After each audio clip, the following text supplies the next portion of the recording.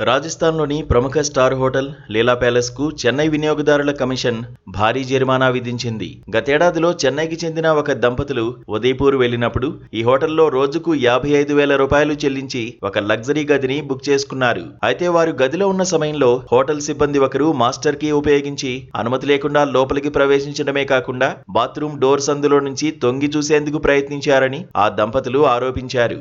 దీనిపై హోటల్ యాజమాన్యాన్ని ప్రశ్నిస్తే వారు కనీస మర్యాద లేకుండా అది తమ రూల్స్ ప్రకారమే జరిగిందని నిర్లక్ష్యంగా సమాధానమిచ్చారు. ఈ ఘటనతో తీవ్ర మనస్తాపానికి గురైన ఆ జంట చెన్నైలోని వినియోగదారుల కోర్టును ఆశ్రయించారు. అతిథుల వ్యక్తిగత గోప్యతకు భంగం కలిగించడం, సేవల్లో లోపం ఉన్నట్లు నిర్ధారించిన కోర్టు సదరు దంపతులకు 10 లక్షల రూపాయల నష్టపరిహారం చెల్లించాలని హోటల్ను ఆదేశించింది.